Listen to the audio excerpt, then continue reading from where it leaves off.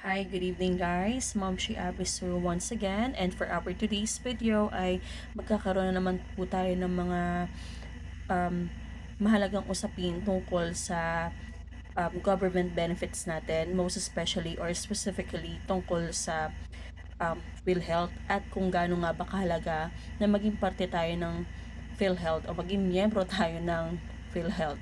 So, bago tayo tumungo sa ating usapin, pag-uusapan muna na share ko lang po sa inyo ang aking YouTube channel, Teacher Abisu or Momshi Abisu. And as of today, I just want to say thank you sa aking 614 subscribers.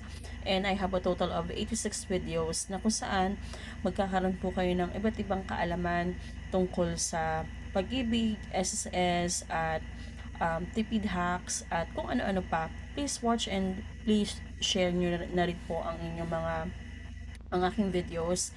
And if you have questions or queries, nandiyan po yung aking mga links ng aking Facebook, TikTok, then Instagram.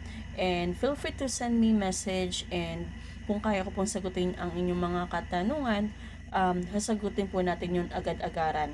At kung hindi ko man po masagot ang inyong mga katanungan, I highly recommend na makipag-usap lamang po tayo sa mga legit na mga customer service ng ating government institution like Pag-ibig. Meron silang hotline and they have emails. Simply visit their website, PhilHealth.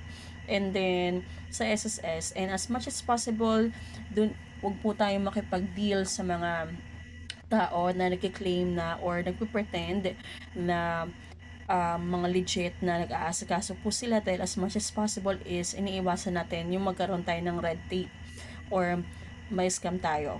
So yun na nga po.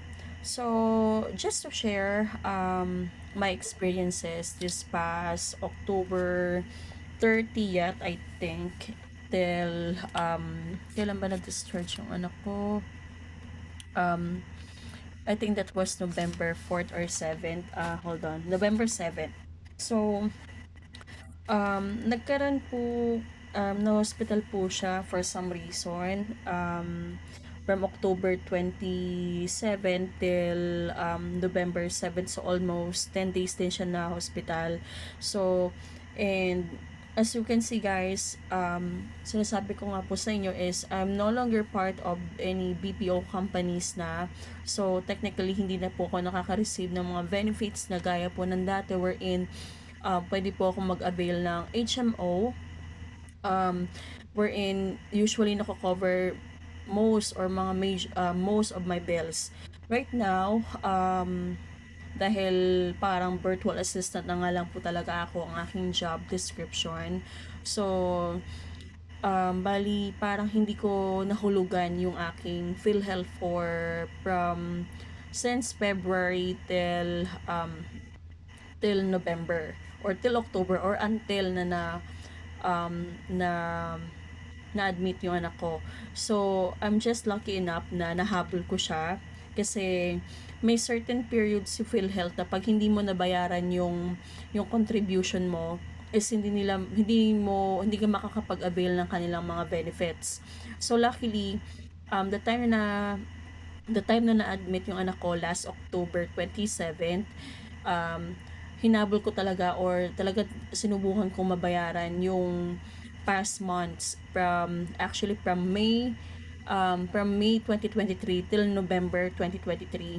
And lucky enough, or I'm so blessed, dahil nakapag-avail ako ng benefits ni PhilHealth. So 400 pesos yun each month. So parang ang binayaran ko is around 2,800, kasi parang May, June, July, August, September, October, November. So times 400 per month, so that is 2,800.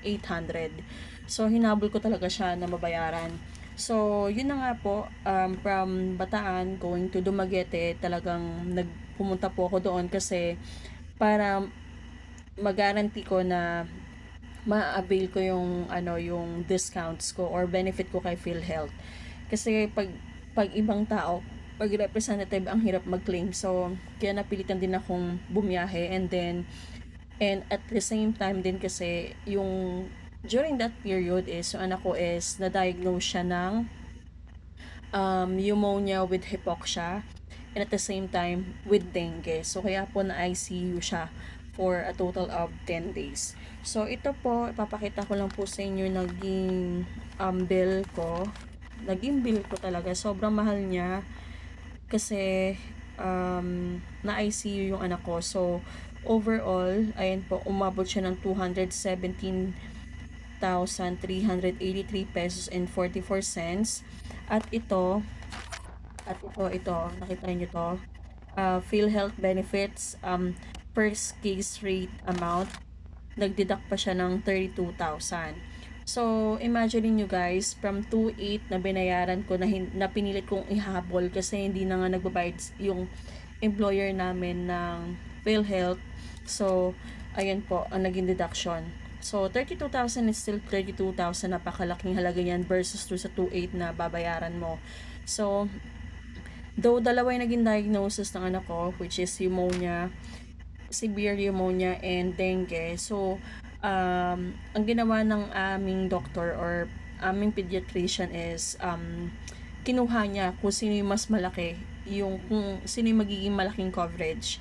So, kaya ang ginawa ng doctor, naging diagnosis niya is, ayan po, pneumonia high risk with hypoxia and hypertension kasi po nagda-drop po yung kanyang BP and at the same time yung kanyang oxygen. So kasi ang history nito is parang yung first CBC niya, everything is perfectly fine naman po. But the thing is, after 2 days, nagtataka sila bakit daw pabalik-balik yung lagnat niya. Then suddenly, ayun na nga po, bumagsak na po yung kanyang CBC, nag-down to from 200, nag-down siya to, wait lang ha, parang nakita ko yun dito lahat yun. Ayan po, ayan po, yung platelet count niya nung October 27 is 295 pa.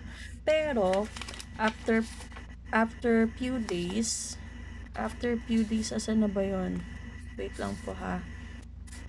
After a few days lang October 30th, nag-down to 27. So, tignan nyo po.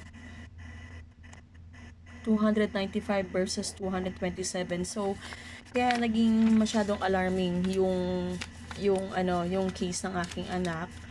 From pneumonia, naging dengue. So, isa lang po sa tip ko, though yung ibang tao, kasi masyado ako naging complacent sa sarili ko. Sabi ko,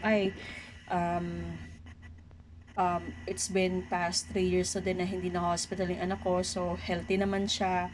Then, ganun yung naging mindset ko. Sabi ko, hindi ko na kailangan siguro ng PhilHealth kasi parang feeling ko hindi naman kailangan ng hospitalization. Then, all of the sudden, ito nag-occur itong situation na to, wherein ito nga po, nagbill nga po kami ng a total of 217,383 pesos and 44 cents, plus itong mga medication ng anak ko na sobrang mahal.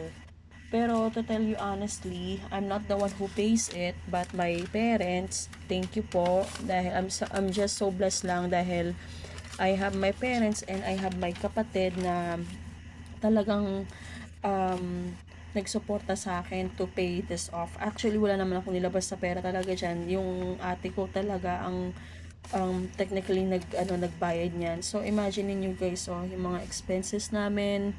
Itong mga medication na ito ay per day. Okay po? Ayan 4,000. Imagine niyo yung mga expenses na yan. I'm not really ready yung time na nag-occur yung major na ko na yan,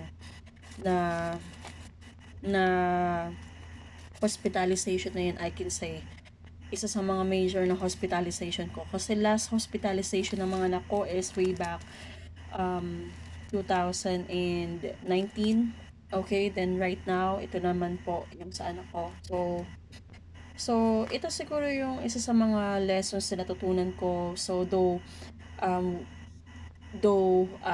sabihin natin na hindi naman natin kagad gagamitin si PhilHealth, siguro mas maganda na rin yung bayaran natin siya per month. Kasi if we are going to do the math, okay po, so ito na naman po ako sa do the math na po.